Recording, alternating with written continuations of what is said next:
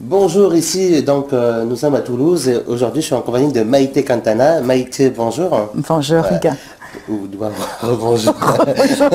Il m'a déjà fait la bise en fait. Voilà, c'est un faux cul, non, je vous le dis. C'est un faux stand. Mais écoutez quand même, c'est une d'aller jusqu'au bout parce qu'il y aura des petites pépites, même de grosses pépites, rien que pour vous. Alors Maïté, peux-tu te présenter brièvement à nos auditeurs? Alors brièvement, Ouais. ok, j'étais une turne à l'école, j'étais un échec scolaire, je suis allée travailler, ça s'est super bien passé, j'ai appris, je me suis mis en mode apprentissage, ça le fait. J'ai commencé à faire de l'argent, j'ai vu que j'étais quand même un peu particulièrement douée pour faire ça, je me suis dit, je vais continuer. J'ai racheté une première société, une deuxième, une troisième, jusqu'à avoir deux groupes en fait, sur tout ce qui était du trade marketing, où on travaillait pour Microsoft, Orange, etc. Et un fonds d'investissement où je fais de la prise de participation et où je fais des nouveaux projets, notamment un centre national de l'innovation pédagogique, qui est un centre de formation qui est basé sur les 8 formes d'apprentissage, la pédagogie inversée. Voilà, je me fais plaisir à créer des business et avec des idées qui m'amusent. Voilà, donc je m'amuse. Qui te font kiffer. Ouais. À fond. Oh yeah. C'est ça. Yes. Alors dis-moi, parce que là, et comme tu le présentes, ça a l'air très facile. Oui. Mais voilà. Oui, oui. Mais je pense que tu n'avais eu que des choses faciles au cours de ta carrière pro. Non, mais c'est surtout qu'aujourd'hui c'est facile, mais j'ai mis toute une vie pour que ça devienne facile. C'est ça. Donc 46 ans. Et du coup, on va remonter un petit peu. D'accord. Tu m'as dit brièvement, moi j'ai fait ce que tu m'as demandé, Mickaël. Tu as raison. Du coup, on va revenir un peu en arrière. Et j'aurais aimé savoir à quel âge tu as monté ta première boîte. 18 ans. Voilà. Et donc, à 18 ans, quand tu as monté ta première boîte, est-ce que celle-ci a eu un succès ou celle-ci a eu un échec ou mitigé, on va dire? On va dire que c'était mitigé, mais dans tous les sens du terme. Parce qu'en fait, je décide de m'associer avec un ami à l'époque. Et on vendait en porte-à-porte 30 rouleaux de papier toilette et des produits qui étaient des produits concentrés pour laver les vitres et pour les machines à laver, etc. D'accord. Donc en fait, on avait des commerciaux. On en avait 32 à l'époque, qui partaient en porte-à-porte vendre ça, et puis nous on faisait, on va vous montrer comment on fait, quoi. C'était vraiment... Et le week-end, on remplissait les cuves et on collait les étiquettes sur les bidons, le truc qui va bien, le truc vraiment bien pourri, quoi. Mais bon, c'était le petit truc, on s'échauffe, tout va bien. Alors j'ai beaucoup appris, parce qu'en fait pour moi ça n'a pas été des échecs. Même quand j'ai eu perdu de l'argent, ça a quand même été des leçons. Des leçons de vie qui sont bonnes à prendre et il faut savoir les lire et s'en imprégner. On n'a pas fait une année de collaboration, tout simplement parce que déjà c'était beaucoup trop amical pour que ça puisse fonctionner, ça c'était la première chose. La deuxième, c'est que le modèle économique n'était pas essentiellement viable pour les deux, mais ça à l'époque c'était même pas le problème, 18 ans c'est totalement utopique. Et la troisième, c'est que là j'ai découvert qu'il fallait gérer de la masse humaine et que l'histoire n'était pas simple. Voilà. Après, ça, c'est des choses que j'ai perfectionnées. Je me disais, t'as pas fait ça bien, tu vas le faire autrement la prochaine fois. Donc, j'ai mis quand même 20 ans pour me rendre compte que socialement, on avait quand même un problème de management, qu'il fallait, voilà, c'était assez compliqué. Donc, je dirais qu'aujourd'hui, je n'en tire pas un mauvais souvenir. Au contraire, ça a été des moments où on s'est beaucoup amusé, et c'est ce que je retiens. C'est-à-dire que même quand les week-ends, on fabriquait les produits, ou quand on arrivait chez un petit étudiant, et on lui disait, non, 196 rouleaux parce que 30 c'est pas suffisant. Ah, je vais les mettre sous le lit. Et en fait, quand on le livrait, on lui enquillait tout. Ça va bien se passer, vous allez voir. Et là, il était là, il me regardait, il me disait, mais j'en ai pour longtemps. Mais non, t'en as pas pour longtemps, ça va bien se passer. Bon, c'était aussi le mode survie, hein, parce qu'on a tous des modes. Hein, quand on évolue, j'étais en mode survie et il fallait faire du business, donc on en faisait. Il fallait vendre. Bien sûr, mais bien sûr. Et pour encaisser de l'argent. Et pour générer du profit, pour pouvoir faire fonctionner la boîte et recommencer, et reprendre le cash, et réinvestir, racheter des produits. Enfin bon, toute je dirais l'économie d'une société. Et du coup, donc, comment as-tu fait donc, pour surmonter ce premier obstacle? Alors, on va pas passer à l'échec, mais challenge. Rien. Je me suis rendu compte que déjà, il fallait pas s'associer. Donc j'ai mis plus de 20 ans à me réassocier. Ouais. Hein, la leçon, je l'avais bien comprise. C'est clair. Hein, puis tous les gens arrivaient et disaient, je m'associe avec toi. Non, pas du tout, non, ça va aller. Et encore aujourd'hui, non, j'ai pas besoin d'associer. Ça va bien se passer. Pourquoi? Parce que c'est un choix extrêmement difficile. Ça c'est la première chose et ça a été une des plus grandes leçons de ma vie, c'est que quand on partage des moments amicaux avec les gens et qu'on décide de s'associer un soir, pas de beuverie, mais un soir où on se dit mais c'est une idée géniale, on va faire ça, etc. il y a tout un tas de paramètres qu'on ne voit pas. C'est un peu comme une relation amoureuse où, même si la personne en face est pas si jolie qu'on pourrait le penser, et les gens vous disent, mais il n'est pas si bien que ça, ton mari. Tu rigoles ou quoi? C'est baignure, mon mari. Voilà. Et dans les relations amicales, on a un petit peu cette perception qui est un peu floutée aussi sur la vraie compétence des gens. Et on se dit, bon ok, on trouvera toujours une solution pour faire. Le seul problème, c'est que quand vous trouvez une solution pour faire, c'est toujours le même qui fait. Et bien entendu, il y en a un qui se met en confort, l'autre en inconfort, et à un moment donné, ben, le modèle il braque. Donc voilà, et ça a été la première leçon que j'ai trouvée assez sympa. La seconde leçon que j'ai tirée de cette expérience, c'est que je ne voulais plus de business où j'achetais, je revendais. Je voulais des business où je n'avais pas de stock à gérer ni de date de péremption. D'accord. Et ça pour moi c'était, alors certains vous diront, moi je préfère vendre des boîtes de conserve qui sortent tous les jours, et moi je me dis, mais moi un business comme ça, mais je meurs demain matin. Je meurs parce qu'alors là, qu'est-ce que je vais faire des boîtes de conserve si jamais... Elles se vendent pas. Si elles se vendent pas, on fait quoi? Il faut faire la promo, il faut les solder, une pour acheter et l'autre gratuite, enfin bon, c'est juste pas possible. Et c'est pour ça que très rapidement, je suis arrivée à me mettre dans la vente, puisqu'en fait, j'avais pas ce souci d'achat, de machin, etc. Et j'ai fait tout un tas de cursus, de la vente, de la cuisine, de l'assurance, enfin, bon, tout ce qu'on peut imaginer derrière, mais on retrouve ça sur le net, un peu mon expérience. Mais jusqu'à finir au business que j'ai monté il y a une douzaine d'années maintenant, où on vendait la prestation de service, donc on vendait la prestation et ensuite on fournissait. Donc pour moi, le modèle économique était totalement en alignement avec mon format, ma façon de... Faire, oui, et puis ma vision du business et qui va bien, etc. Ok. Et donc, une question me vient. Qu'est-ce que tu as fait la première fois ou les fois suivantes quand on te dit non?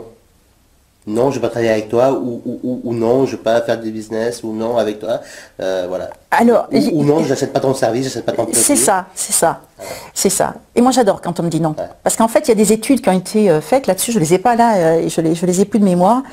En fait, un premier non, ça ne veut pas dire non. Alors, moi, j'ai fait de la vente. Quand je dis j'ai fait de la vente de haut niveau, puisque j'ai été vendeuse foire, piqueuse. Je faisais partie des équipes qu'on retrouvait à l'époque, donc avec des techniques de vente aiguisées. Enfin bon, voilà. J'ai eu la chance de pouvoir négocier des contrats qui faisaient plus de 6 millions d'euros. Donc, on n'y va pas non plus avec un bon de commande, Expedas. Non, ça ne se fait pas comme ça. Je pense que non, c'est une chose. Alors, où on est sur quelqu'un qui est vraiment fermé, et là, c'est un non, et on sent que ça sera non. Et là, en partant, on laisse une porte ouverte en disant, vous savez quoi, vous m'avez posé tout à l'heure une question, je me permettrai de revenir, de vous renvoyer ces par mail, et je reviendrai vers vous dans quelques jours. Ça veut dire qu'on laisse juste une porte de sortie pour pouvoir rentrer, pour qu'il soit dans des conditions, on dira, beaucoup plus propices. D'accord ?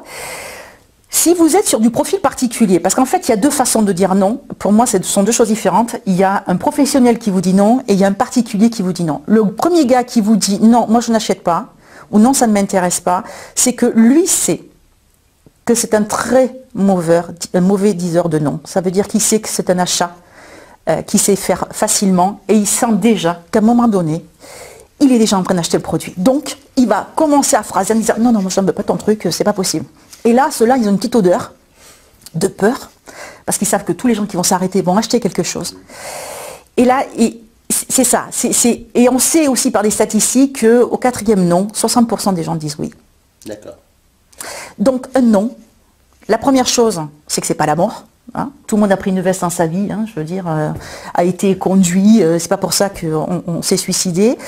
Il faut apprendre à gérer le non, mais il faut aussi savoir l'intégrer pour mieux ressauter et se mettre une vraie stratégie. Ok, tu m'as dit non, mais tu sais quoi, ça sera non aujourd'hui, mais je reviens dans 3 jours. Je reviens dans 1 mois, je reviens dans 6 mois.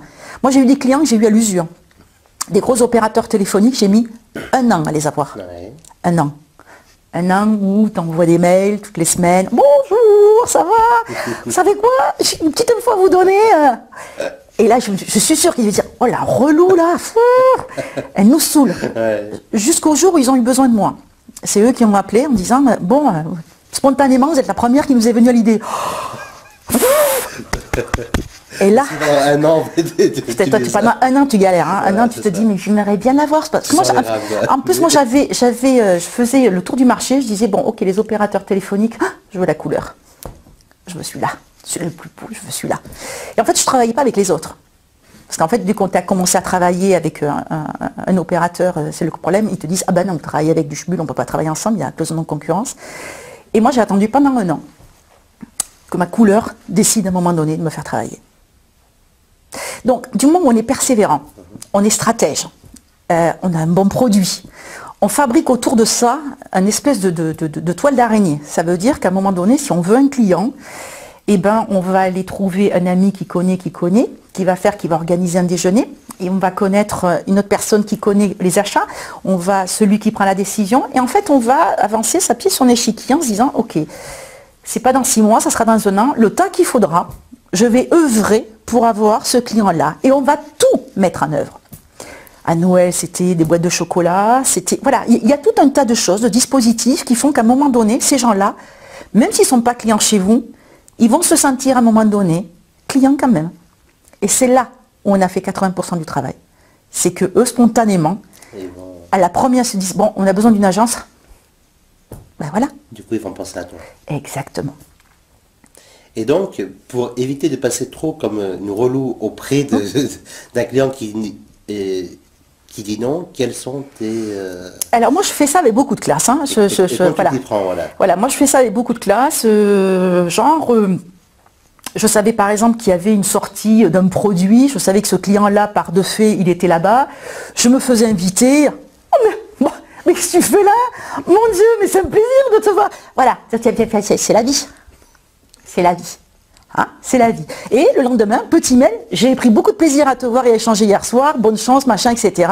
N'oublie pas, une petite glissette, si tu as besoin de mes prestats, je suis là. Voilà. C'est des choses comme ça qui font que... Alors, derrière, c'est un boulot monstre. Hein. Oui. Un boulot monstre, il faut savoir juste s'il va à la soirée, pas à la soirée. Parce que moi, en plus, je rappelle, je vivais à Toulouse, mes clients étaient sur Paris. Donc, chaque fois, je faisais des fois, je montais pour une soirée pour voir quelqu'un. Hein. Oui.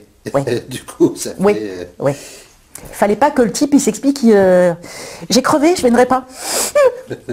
Mais ça faisait partie des éventuelles conséquences.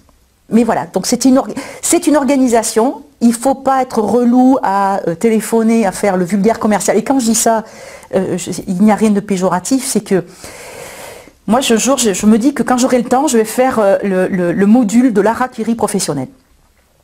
Explique-nous. Ouais. Alors, l'harakiri professionnel, c'est un type qui, tu rencontres un type, voilà, super, le mec, ça passe bien, il a une bonne élocution, il a un bon service, il a tout ce qu'il faut, et puis à un moment donné, tu sais pas pourquoi, il y a le fil rouge qui touche le bouton vert dans son cerveau, et là, il fait un truc qui est complètement déraisonné. Et toi, tu regardes, tu dis, mais pourquoi tu fais ça?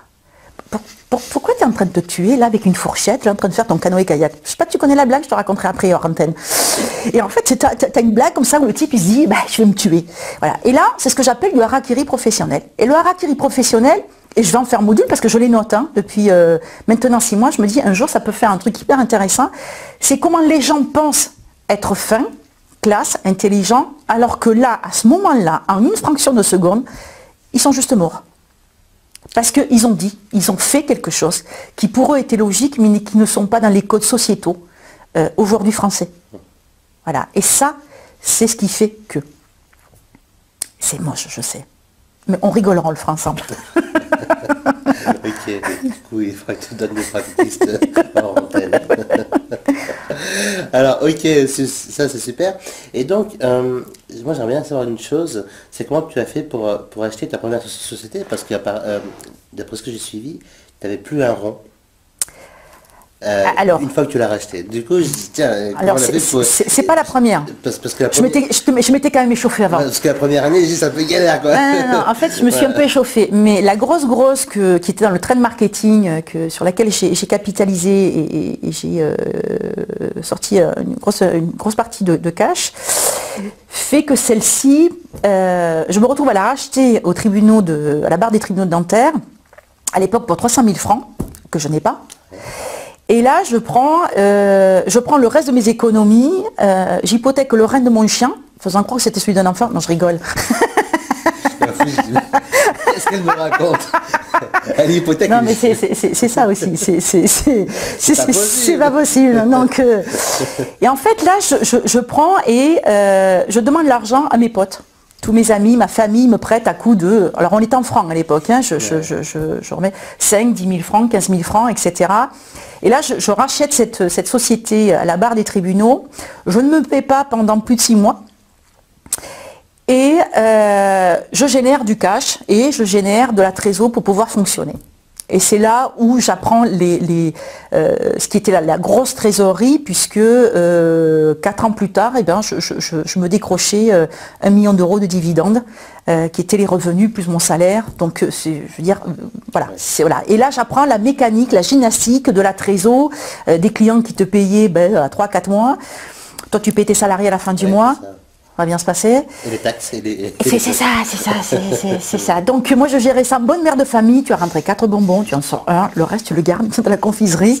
Voilà, donc ça a été un très bel exercice, un très bel apprentissage. C'est quelque chose qui... Voilà. Mais c'est comme ça que j'ai pu racheter. Et en 6 mois, j'avais remboursé tout le monde et mon chien était toujours vivant.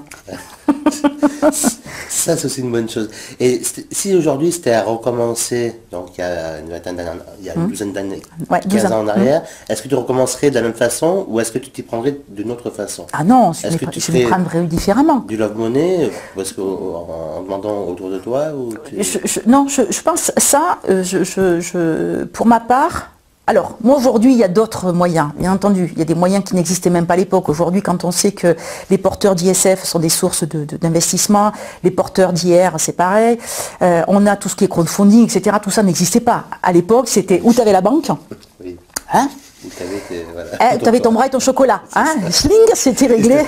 C'est ça. C'était l'histoire. Donc aujourd'hui, bien entendu, qu'il y aurait eu d'autres moyens qui font que... mais moi, il me fallait prendre à l'époque une décision rapide. J'avais que 15 jours pour trouver le financement et pour pouvoir prendre la décision et déposer une offre auprès des tribunaux. Donc en fait, tu ne peux pas faire ça non plus avec du crowdfunding ou avec ce type de truc. C'est un peu trop long. Donc je pense que dans les faits, si on raisonnait, je pense qu'on serait dans la même configuration. Ouais, exactement pareil. Exactement pareil. C'est vrai que c'était... Ok, donc tu recommencerais pareil qu'il y a quelques années en arrière pour bâtir donc, pour acheter cette société-là à la part des tribunaux. Et entre ta première boîte et celle-ci, parce qu'il s'est fait passer pas mal de temps. Je sais que tu as été salarié, bien sûr. Mais est-ce que tu as créé aussi d'autres business? Alors oui, j'en ai eu créé, qui étaient aussi des échauffements, qui n'ont pas été... C'est ça qui m'intéresse en fait. Je veux savoir combien de business il t'a fallu créer et monter et revendre ou arrêter avant de réellement réussir, tu vois? Alors, il y a les business que moi j'ai créés et il y a les business pour lesquels on m'a embauché pour développer. D'accord. Tu vois, mais qui pour moi sont similaires, parce qu'en fait on me payait pour développer, faire une création de business en disant, bon ok voilà, nous on a ça, j'ai un exemple qui me vient à l'idée, à l'époque c'était la grande mode des piscines en coque polyester. Et je croise un gars qui me dit, ah je cherche un dirco pour faire toute la France, etc. Ce serait bien, tu parles espagnol, etc. Les usines, toutes les usines, pour des raisons de climat, sont toutes positionnées à Barcelone, parce que, enfin au-dessus de Barcelone, parce que le climat fait qu'on peut mieux travailler le polyester et la trame. Et là-dessus, moi, pendant 7-8 mois, mon job, c'était de développer un réseau de distribution. Donc, je prenais avec la voiture, parce qu'à l'époque, l'avion, ça coûtait beaucoup trop cher. Donc, tu prenais Toulouse, Paris, tu ouvrais une expo, tu leur en cognais pour 300 000 francs à l'époque, hein, on était encore en francs. Et tu leur apprenais à vendre, tu leur donnais tous les outils d'aide à la vente. En fait, je montais un réseau de distribution. Sauf qu'à un moment donné, j'avais une problématique, c'était la grandeur que je donnais rapide au réseau de distribution et eux, l'inertie qu'ils prenaient par rapport au développement. Ça veut dire que derrière, on avait un problème de production, parce qu'en fait, quand tu montes une expo, tu mets 300 000 francs de piscine, c'est simple, tu as une expo qui fait 5-6 piscines, et 5-6 piscines, ça commence à dépoter. Ça veut dire que tu as du trafic, tu fais des journées portes ouvertes, et puis alors moi, je te leur foutais une pression. Allez, on y va les gars, journée portes ouvertes, je viens. Enfin bref, tu vois, moi je vous fais les ventes, les machins, etc. Ça va bien se passer. Mais dans l'absolu, à un moment donné, moi, je me retrouvais avec pas le même partage de valeurs ni d'orientation qu'on voulait donner à la boîte. Ça veut dire que moi, je me disais, attends, je me suis fait chier, j'ai passé mes semaines sur le truc, et là, tu es en train de m'expliquer juste que ça va trop vite. Mais fuck, quoi, va crever. Mais tu prends le trottoir d'en face. Parce que là, pour moi, ça n'avait plus de sens. Ou tu prends et tu me dis, va pas si vite, et tu me régules au fur et à mesure, et tu me dis, on aura des problèmes de production, ou on aura un problème de cash, parce que le problème, c'est le cash. Tu prends, tu des cash out, enfin, on parle de millions d'euros qui sont des cash outés tous les mois. Ça, je peux l'entendre. Mais si tu me dis rien, moi, je t'en veux. C'est la guerre. Hein. feu. J'ai une mission, le Jedi, je l'ai mis à l'intérieur et moi j'y vais. Et je fonce. Donc des business, j'en ai monté. C'est ce qui a permis qu'aujourd'hui j'ai une vraie expertise sur la partie distribution, alors que ce soit dans les carrefours, donc la grande distribution, dans le B2B ou dans le B2C, parce que j'ai fait des trucs comme ça où je me suis beaucoup amusée et j'ai appris. Donc on m'a payé pour que j'aille apprendre. Moi, je dis que ça va bien se passer. Hein. Au même titre que quand j'étais chez Club Internet, je rentre là-dedans, les types ils ne savent même pas. Enfin, je veux dire, voilà, quand tu arrives dans les prémices, Internet, et on me paye moi pour dépenser de l'argent et apprendre comment on fait pour faire la prise abonnée. J'adore. Du coup, bon, on va dire que entre guillemets c'est quand même plus simple avec l'argent des autres. Mais avec ton propre argent. Mon propre argent, donc à mon propre compte, j'ai dû monter 4 business. Avant de faire Booster. Ouais.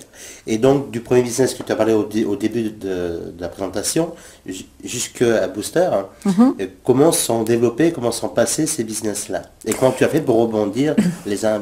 J'aurais une meilleure question. Hein, si tu permets. Qu'est-ce qui fait que je n'ai pas fait ce qu'il fallait? Hein, elle est mieux celle-là. Elle est mieux, je trouve. Mais non, les gens veulent savoir. Donc, qu'est-ce que j'ai pas fait? Parce que j'ai analysé ça. Qu'est-ce que j'ai pas fait de bien? J'attendais des gens. Ouais. J'attendais des gens. J'attendais que des gens que je connaissais me disent, tiens, Maïté, on va te filer un coup de main. J'attendais que le client que je connaissais me dise, tiens, je vais te filer le business. J'attendais que, bien que j'étais dans une dynamique d'aller chercher vie, d'accord, mais j'attendais. Jusqu'au jour où j'ai pris conscience qu'il fallait attendre, mais là, rien de personne. Et ce jour-là a changé. Ici, on peut taper là. Voilà, c'est le jour où on prend conscience qu'il ne faut rien attendre de personne, mais que ce soit perso, professionnel ou quoi que ce soit, une fois qu'on a fait et on a intégré ce schéma-là, la vie change. Parce que là, on va chercher. Ouais. On n'attend pas qu'on nous donne, on va chercher. Et quand on va chercher, les gens qui viennent chercher, ceux qui étaient au même titre que nous avant en attente et qui sont passés en mode je vais chercher, disent toi je te reconnais parce que tu as la même odeur que moi il y a quelques années. Donc qu'est-ce que tu as besoin? Et là ça change toute la donne. Et c'est ça qui est bon. Donc pour répondre à ta question, je crois que c'est celle-ci. Ok. Du coup donc en une phrase, c'est aller chercher les clients. Oui, il faut aller chercher vie. De toute façon, son client, sa femme, il faut aller chercher. Si on a besoin, si on a envie de quelque chose, il faut aller chercher, tout en étant dans la bienveillance. Tout à fait, on est d'accord. Voilà. Après le reste du monde, on respecte ce code-là, tout en étant dans la bienveillance. On peut aller se permettre d'aller dire à quelqu'un, bonjour, tu sais quoi, je veux juste ton business. Tu veux bien me le donner? Moi, j'ai eu des gens qui m'ont dit, en fait, je peux faire ça. Ben, justement, je veux être référencé chez vous, donc voilà, on fait comment? Et là, les gens se retrouvent dépités. Oui, mais vous faites quoi? Ben, très très bien, je vais vous expliquer. Et à partir de là, les choses sont claires. Elles sont claires et eux, à un moment donné, veulent gagner du temps aussi. On n'est pas là pour parler à bain. On n'est pas là pour vendre ça me fait sourire parce que j'étais chez une amie à Paris il y a une quinzaine de jours et elle était en train d'acheter un truc pour adoucir l'eau. Alors le type, j'étais en train de lui bricoler ses prises, parce qu'elle vit toute seule, et donc j'étais en train de lui bricoler ses prises qu'il avait flinguées. Et j'écoutais le type en train de faire sa débâche. Je dis, oh, le mauvais! Et alors là, il était là, procédure après procédure. Donc moi, dans mon cerveau, je redécoupais toutes les procédures d'achat, de sensibilisation, de machin. Je me disais, oh, elle veut t'acheter le truc, elle est pressée, elle se bouge le cul, c'est bon, elle a un avion à prendre. Sors le bon de commande. Et là, il était là, l'autre, et schling, schling. Et il lui disait, vous savez, il faut se dépêcher parce que j'ai un avion à prendre. Oui, bien sûr, madame, mais il faut que je vous explique. Non, mais ok, super. Alors là, on va mettre la tigette. En fait, je me disais, mais le type fait un harakiri professionnel. Elle va l'acheter, mais dans la souffrance. Il lui donne même pas le plaisir d'acheter ça vite fait, bien fait, super. Allez, merci, tu m'installes ça. Ouais, très bien. Ça me coûte 2000. Allez, c'est bon, tu y vas parce que j'ai ma copine là et on est en train de bricoler. Hein, ça va bien se passer. Même ça. Ouais. Voilà. Et c'est ça qu'il faut garder à l'esprit. On ne peut pas faire toujours les mêmes déballes. On n'a pas toujours en face les mêmes individus. Ils n'ont pas les mêmes attentes. Et nous, on n'a pas la même non plus puissance de travail, la même motivation chaque jour. Donc, il faut réadapter. Ok. Et du coup, c'est ce que tu as fait avec Booster. Quelques années plus tard, tu allais chercher les clients. Alors moi, j'allais chercher les clients, bien entendu, mais moi, je prends conscience rapidement qu'on est tous sur le marché à vendre la même cam, les mêmes animateurs, parce qu'ils sont inscrits partout chez nous, hein, donc sur tous les trucs, voilà. Tu veux Robert? Ben, je l'ai, Robert, super. J'ai Martine aussi, ça va bien se passer. Non, je ne bouge pas, j'ai Martine aussi. Sauf qu'on a une variation de prix. Et là, je me dis, ok, et je fais une analyse du marché, je m'aperçois que le marché a une vingtaine d'années. À la tête de ce marché sont des gens, des messieurs d'un âge certain et d'un certain âge, qui vont tourner un petit peu, voilà, et que rien ne bouge. Et là, moi, je me dis, bon, ok, là, je vais me faire suer, parce que moi, je suis un peu plus jeune, eux sont plus âgés, ça va se compliquer. Et là, je me dis, il faut réinventer notre profession. Et là, je décide, tête brûlée, de réinventer en fait tous les outils de communication et informatique du trade marketing. Donc je suis la première à sortir ce qu'on appelle à l'époque des audiotels, où quand tu te briefes, en fait tu tapes un numéro, un code, et là on te dit bonjour, bienvenue chez Père Dodu, aujourd'hui nous allons vous expliquer, machin, etc. Voilà, et là moi je présentais ça aux clients, et là les mecs étaient oh c'est génial, ouais fantastique, etc. Et la personne peut se reconnecter plusieurs fois, donc là le service sort, donc je te parle ça il y a quand même une quinzaine d'années, hein. Et là les gens sont là, oh fantastique. Et là, bien sûr, tous les autres disent « Ah non, mais nous, on va travailler pas avec Booster parce qu'eux, ils ont du côté des innovations qui sont sympas. » Donc les autres font pareil. Très bien. Et là, moi, je me dis « Oula, ils sont en train de me coller au train, là. Je ne sais pas pourquoi, il ne faut pas leur tourner le dos à eux. C'est pas bon. » Donc là, je me dis « On va commencer à continuer à marcher, mais on va se retourner, on va marcher en arrière. » Et là, je commence à faire un dispositif qui sont à l'époque les vagues SMS. Ça veut dire qu'à l'époque, quand on bookait alors tu avais des bons de commande, ils arrivaient, on te disait, ben voilà, j'ai besoin de 700 vendeurs pour dans 3 semaines. Hein.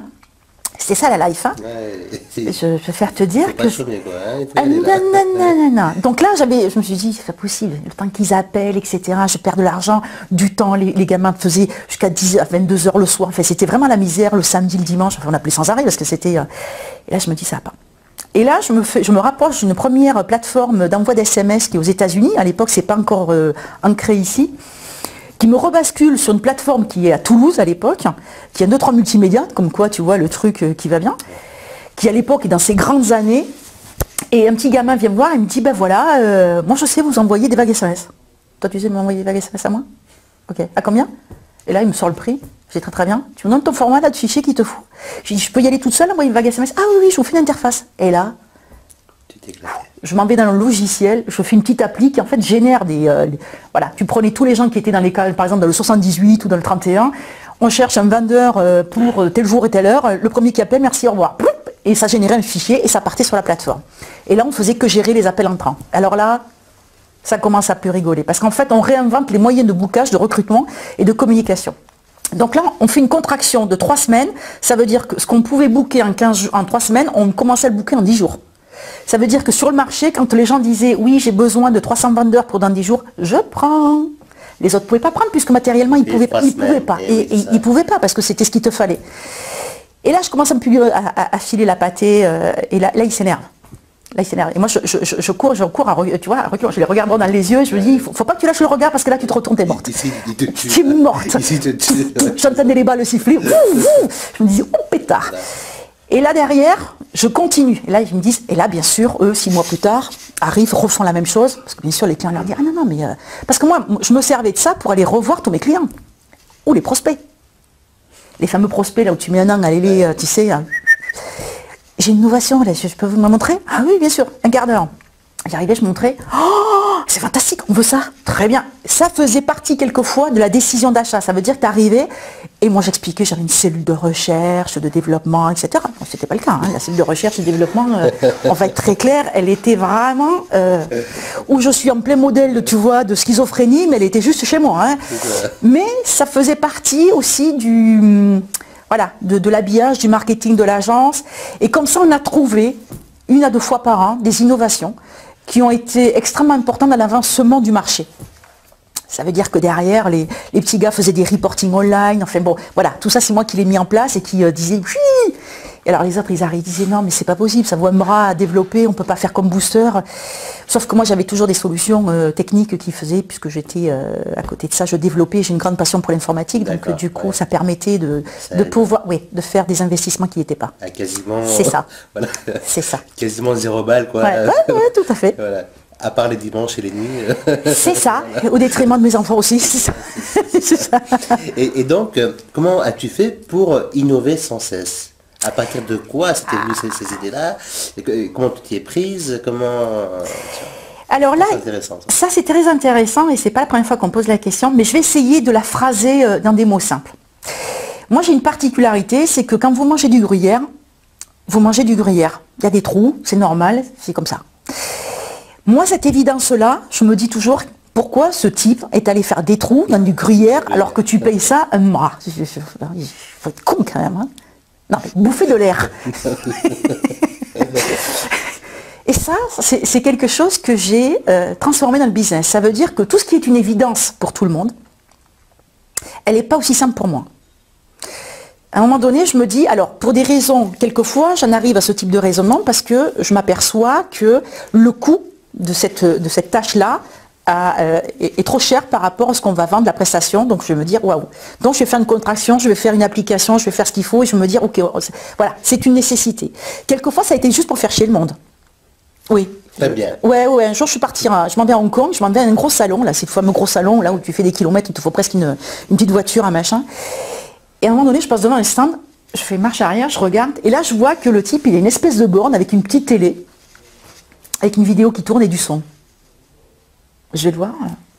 Je dis, faut en commander combien? Elle me dit, c'est un conteneur entier. Ah ouais? Et celui-là, tu ne me le vendrais pas? Ah ben c'est celui d'Expo. Non, mais je me le vends. Combien ça vaut? Et à l'époque, il me dit, je crois que c'était $80. Et je te file $100, 150. Il me donne mon truc. Il me dit, ok, d'accord. Donc le truc, je me casse avec. Moi, j'arrive, je rentre en métropole. Je m'en vais voir mon designer de PVC. Je lui dis, bon, alors là, tu prends, tu me fais une super, la créa, elle est là. Je veux que tu m'enveloppes ce truc plastique, une belle borne, marquée booster avec machin, etc. Il me dit, tu veux faire ça? T'inquiète. Et là, je fais développer une petite animation. Et là, je vends ça à tout le monde. Un prix exorbitant. Je leur dis que ça vaut 1500 €. Qui est la gestion. 1500, ça... Mais je le fais exprès, ça veut dire que je ne veux pas en commander, je ne veux pas un container qui arrive demain matin, tu as bien compris. Et là j'explique que c'est le gestionnaire de file d'attente. Quand tu es à Carrefour, que ton vendeur est occupé et que tu as la queue, eh ben, tu as ce truc en face qui prend et qui te parle et qui t'explique, qui te fait la même déballe que le vendeur. Donc tu vas pouvoir prendre ton produit et partir avec. Sauf que je sais pertinemment qu'en France, tu as très peu de gens, il n'y a que des CSP++ qui font ce genre de truc, c'est-à-dire prendre le produit parce qu'à un moment donné ça va les gaver, ils vont le ramener, etc. Sinon, les grands consommateurs ne font pas ça. Donc j'arrive, je présente. Et là, je me sers de ça pour aller voir faire ma relou. Bonjour. Pour relancer. J'ai une super idée, vous allez voir, ça vient de Chine, c'est juste une tuerie, à Hong Kong, ça fait un malheur. Et là, je markete le truc comme étant vraiment le truc du siècle. Et là, je dis, ah non, mais par contre, c'est hors de prix, c'est 1500 € pièce, et puis il faut en commander 1000. Hein. Il me dit, ah, mais 1000, on n'a pas mis de magasin. Ben, je sais bien. Donc, je fais de l'anti-vente avec mon produit. Par contre, tout le monde garde à l'esprit que dès qu'il y a quelque chose de novateur, Maïté est là. D'accord. Donc, quoi que je puisse faire, de toute façon, quand je téléphone et je disais, j'ai un truc à te montrer, ah, bien sûr, attends, mardi, t'es là? Oui, mardi. Non, mais c'est bon. Très bien, je vais venir te montrer. Parce que c'était passionnant, parce que c'était amusant. Et ça, si on retrouve ça, quand on prend une relation de couple, c'est pareil. On dit toujours, il faut se réinventer. Dans les relations amicales, c'est pareil, il faut se réinventer. Parce qu'il faut se réinventer sans arrêt, parce qu'on n'est pas sûr de l'acquis, et que la vie, par définition, ça veut dire changement. Ça veut dire que ça bouge, que j'étais... Et si on pense 3 minutes, ou même ne serait-ce que 3 secondes, que les choses sont actées et qu'elles ne bougeront pas, c'est juste se leurrer. Les choses, il faut qu'elles bougent, parce que sinon, on s'enquiste dans des situations et dans des espèces d'états d'esprit qu'ils sont extrêmement nocifs, et on n'a pas ensuite la capacité à pouvoir réagir lorsqu'on a un vrai problème. Donc, voilà. Demain matin, c'est se dire, ok, je fais un truc, j'ai un projet, mais ça veut dire aussi le changer. Hein. J'ai un ami à moi qui est très très bien placé, qui est haut fonctionnaire, qui me dit toujours, j'ai 56 ans et tu es la deuxième personne que j'ai rencontrée comme ça, tu es capable au dernier moment sur ton bateau de dire non, c'est à droite. Alors que les autres vont se dire, j'avais dit tout droit, je pense pas que je vais y aller, mais je vais y aller quand même, qu'est-ce que vous en pensez? Et là c'est une décision collective, et la décision collective, il n'y a pas pire. Parce qu'en fait une décision collective, elle ne peut pas être bonne. Et du coup, comment tu prends ces décisions-là? Est-ce que ça t'est déjà arrivé à te planter en voulant aller à droite au lieu de... Mais bien sûr, mais heureusement. Et sinon je serais juste cristallisé, cryogénisé. Mais bien sûr qu'il faut se tromper. Bien sûr qu'on se trompe. Alors moi je mesure toujours le taux de déchets que je vais avoir en me trompant. Ça veut dire que je vais prendre... Alors on peut retrouver ça aussi sur internet puisque j'ai déjà fait une petite pépite là-dessus, comme me dirait une certaine personne que je connais. J'ai le plan A, le plan B, le plan C. Le plan A ça se passe super bien. Le plan B, ça se passe moyennement bien. Mais le plan C, ça se passe très très mal. Mais la seule chose que je vais aller faire, c'est mettre des petits rappels sur le plan B pour pouvoir me récupérer du plan C au cas où je partirais sur celui-ci, pouvoir me récupérer pour faire une arrivée en plan B. Et du plan B, je vais mettre un petit rappel aussi, un peu comme quand on fait l'escalade, hein, tu vois, sur le plan A pour pouvoir remonter si j'ai besoin. Donc ça veut dire que stratégiquement, je vais semer sur ma décision et me dire, ok, là, si tu prends celle-là, tu perds combien? De l'argent, du temps, voilà, des effectifs, parce que quelquefois on perd des effectifs. Un client qui peut peser beaucoup aussi sur...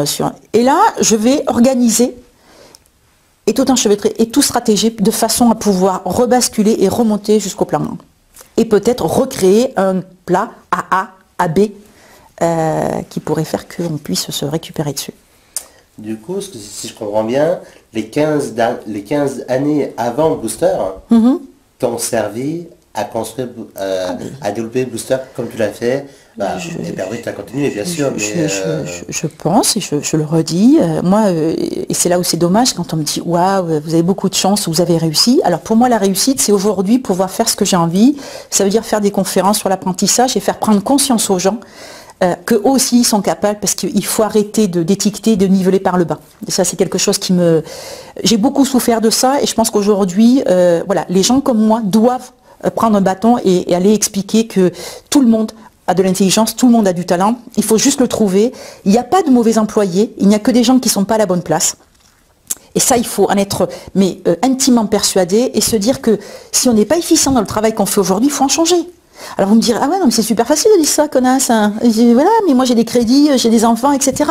Oui, peut-être. Mais au moins, se donner les moyens de pouvoir accéder à autre chose, donc rentrer sur des phases d'apprentissage sur éventuellement autre chose, préparer sa sortie, mais se dire, ok, j'en ai pour 6 mois, j'en ai pour 1 an, j'en ai pour 5. Mais quand je sortirai, j'aurai fini ma mission, je vais pouvoir faire ce que je veux. Parce qu'on a besoin de se raccrocher à des rêves. C'est important ça. Mais c'est important aussi de se dire qu'il y a ce côté existentiel qui est là. Les affaires, la vie, c'est pas simple. On a tous des chemins de vie différents. Et on doit les traverser et on doit en tirer une leçon. Ça, c'est important. Et on ne devient pas demain matin... moi, quand on me dit j'ai la chance, ben oui, sauf que j'ai mis 46 ans pour en arriver là. C'est ça. Voilà, une vie. Picasso disait ça quand un jour il s'est retrouvé du côté de, je crois que c'est de Perpignan, et un gars arrive, lui dit, pouvez me faire un petit crowbar là, et tu vois Picasso qui fait un crowbar, et il lui dit 1500. Mais je rigole ou quoi, tu me fais ça sur le coin de la nappe, t'es gentil, mais ben oui, mais moi j'ai mis toute une vie pour avoir le talent que j'ai aujourd'hui, et c'est vraiment la même chose. Mais à l'époque, nous n'avions pas tous ces moyens de communication que nous avons aujourd'hui. On n'avait pas Internet, on n'avait pas... Moi, j'aurais aimé, et c'est ce que je fais aujourd'hui, j'essaie d'être la personne que j'aurais aimé, que j'aimerais qui demain matin vienne me voir. Et c'est vraiment... Voilà, il y a des moyens, il y a des conférences qui sont gratuites, qui sont, pour certaines qui sont payantes, mais qui sont rediffusées. Enfin, il y a plein de choses qui font qu'aujourd'hui, on peut accéder à cette compétence, à ces raisonnements de dirigeants, à ces petites pépites qui ont fait gagner les uns et les autres, parce qu'en fait, on n'a pas les mêmes, hein. On n'a pas de souci là-dessus, on a tous des passés différents, mais c'est important. C'est important de savoir qu'aujourd'hui, si on veut, on peut. Ok. Et donc, une dernière question. Si quelqu'un n'ose pas se lancer, qu'est-ce que tu lui conseillerais de faire? Déjà, c'est d'identifier pourquoi il n'ose pas se lancer. Parce qu'on a tous du bon sens. Et si lui n'ose pas se lancer, c'est qu'à un moment donné, dans son projet, il y a quelque chose qui le retient. Et il faut toujours croire en ce que l'on est et à notre bon sens. Moi, c'est quelque chose qui m'a toujours piloté. Il y a des affaires où je me disais, ouais, c'est une super affaire. Quand je la voyais sur le papier, puis quand je voyais le type en face, je me disais, je sais pas pourquoi. Ça passe pas. Il y a un truc qui cloche. Ce truc qui cloche, c'est votre bon sens. À un moment donné, vous savez que vous allez à l'avant de gros soucis. Alors, au début, on est jeune, on se dit, ça va le faire. Ça va le faire. En vieillissant, on se dit, ça va pas le faire. Et tu sais quoi, c'est le moins de graines de sable, et moi c'est ce que je dis toujours dans les affaires, le moins de graines de sable, pour moi, c'est pas un problème de persévérance ou de détermination, c'est que si on est à plusieurs, c'est que je ne dois pas le faire, parce que je pense que j'ai ma clause de sauvegarde, mon intuition, mon bon sens qui me dit à un moment donné, n'y va pas, tu vas te faire chier. Donc lui, en l'occurrence, il faut qu'il sache pourquoi, à un moment donné, il n'ose pas. Je vais rebondir sur un mot, parce que tu as dit le mot intuition. Et j'ai toujours entendu dire que les dirigeants d'entreprise, ils n'osent pas révéler au grand jour qu'ils utilisent leur intuition. Et là, Et moi, j'en suis persuadé qu'il devait l'utiliser parce que... Mais t'es trop con, je veux dire, c'est comme si tu es en train de me dire, j'ai des yeux, mais là je les ferme. Okay, voilà, c'est ça.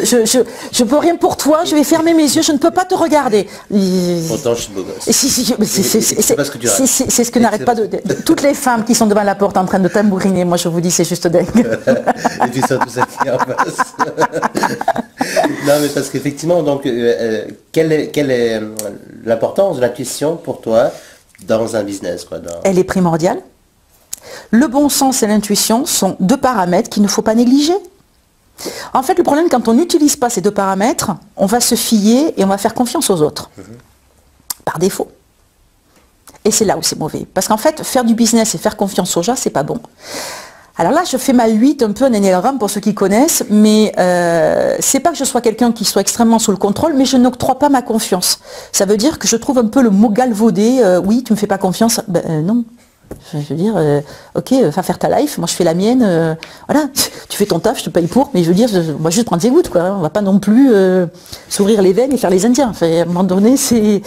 Et ça, c'est un peu ce qui... Parce qu'il y a des gens qui ont besoin de travailler parce qu'on leur fait confiance, parce qu'ils se sentent investis du pouvoir du Jedi, etc. Mais pour moi, c'est galvaudé. Il n'y a pas de confiance. Et moi, souvent, j'ai des actionnaires qui me disent, ouais, tu me fais pas confiance. Ben non, absolument pas. Enfin, je veux dire, c'est pas nouveau.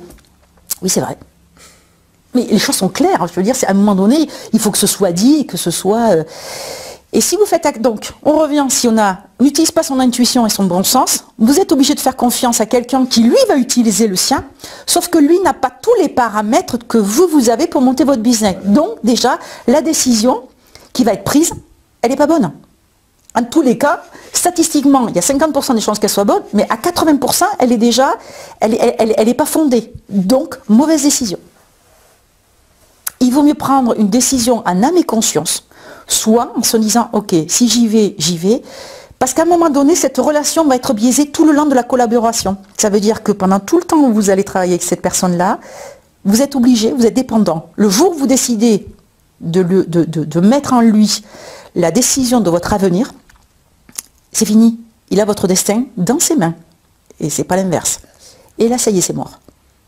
Parce que lui, son intérêt, c'est pas le même que le vôtre. Lui, son intérêt, ça va être, et ça sera peut-être pas celui de la société, ça sera le sien.